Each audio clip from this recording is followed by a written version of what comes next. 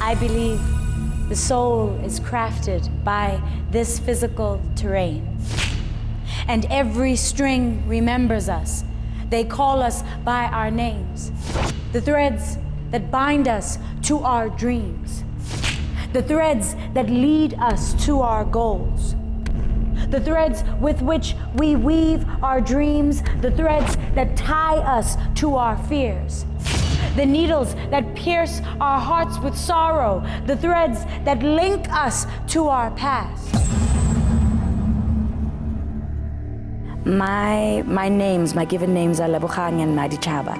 Lebo means to be thankful, and Madichaba means Mother of Nations.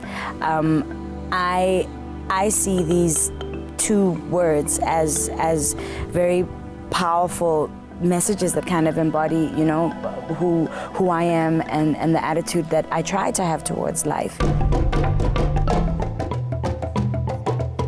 At a mere 29 years old, Lebo Mashile is an acclaimed actress, performance artist, and wordsmith extraordinaire. A member of the Fila Sister spoken word collective, her poetry is sharp, honest, and deeply resonant of our common South African experience. Lebo regards her craft as both a soul calling and a spiritual practice.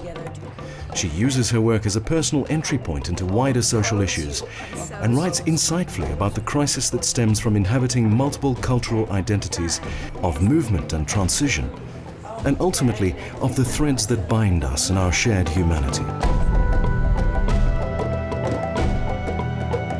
Sadness is reborn as the liquid of life. A red river flowing through confrontation and strife. The river between the sheets he shares with his wife. The river. Her recent project, Threads, is a creative collaboration fusing poetry and dance. Using ropes as an emblem of our connectedness as human beings, it communicates across boundaries of class, culture, and gender. Lebo Mashile was born and raised in the US. Her parents left South Africa to escape the sparse opportunities available to them under apartheid. She recalls a childhood fraught with a typical immigrant struggle as she tried to remain rooted in her African identity in a culturally homogenous America.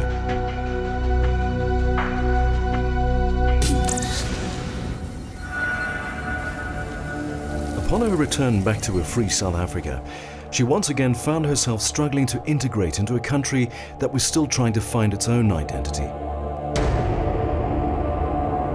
The transition of moving back was very traumatic. It was very scary and it was very painful on a number of levels. You know, the fabric of my family was changing. You know, my parents were divorced, and my mother was returning to South Africa with 2 children. You know.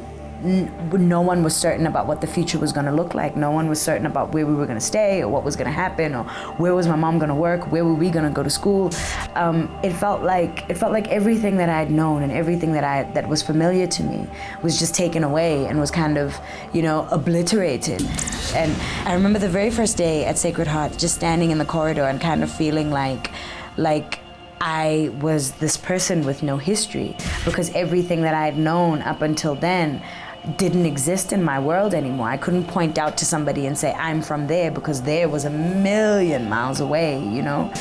Lebo's early experiences of life in South Africa were of the vast social and economic disparities that were apparent to her even as a young schoolgirl.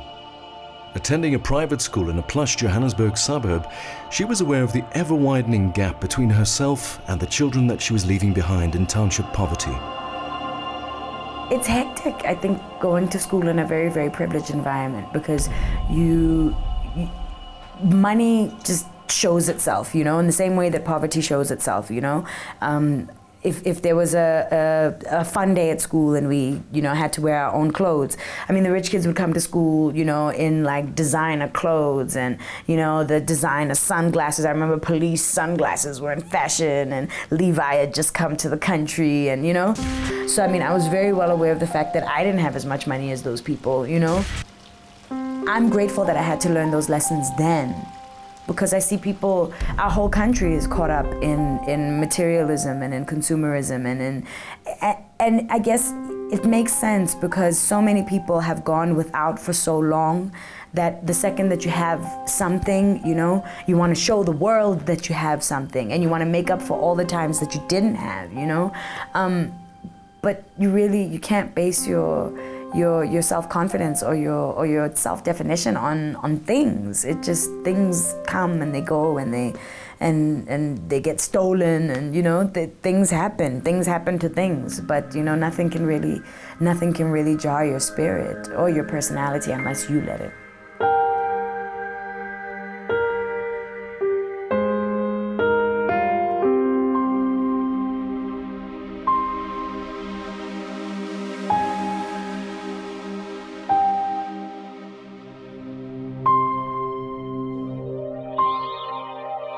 Today, Lebo has emerged from her earlier struggles confident of her values and her place in South African society.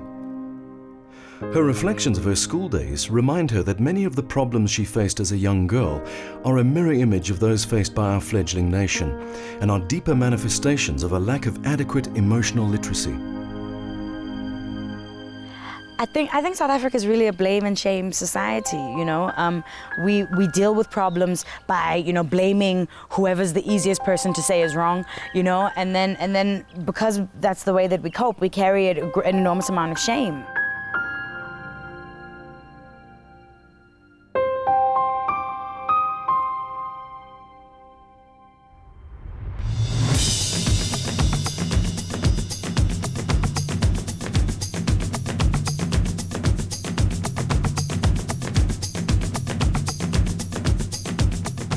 During apartheid, in order for people to cope with the system, black and white, you know, a certain part of your heart had to completely shut down.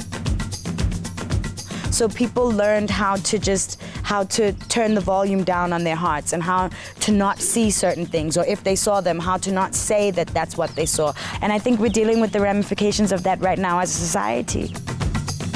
We're seeing it in misogynist and abusive kind of music lyrics. We're seeing it in the way that women and children are treated in our society. We're seeing it in the crime. We're seeing it in the corruption. We're seeing it in our choice of leaders, the people that we choose to emulate in our society.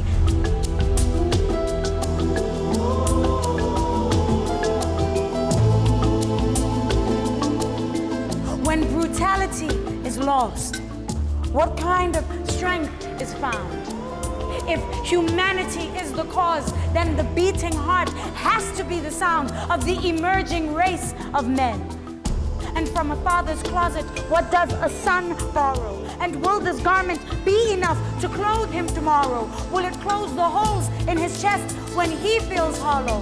Does he know when to lead and when to follow? Or is he measured by the speed of the flight of his arrow? An unrelenting work schedule has meant that Lebo gets through most days at a tearing pace. For her, meditation provides a pathway to centeredness and clarity amidst the daily chaos. Meditating helps me to remember that somewhere in the middle of all of that there's a very, very real and precious and beautiful soul.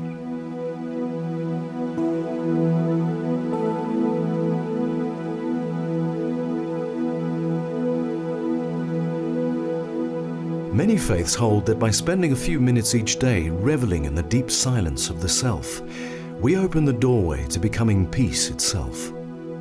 In doing so, we begin to live in a manner that emphasizes wholeness, wellness, and interconnectedness to all that lives.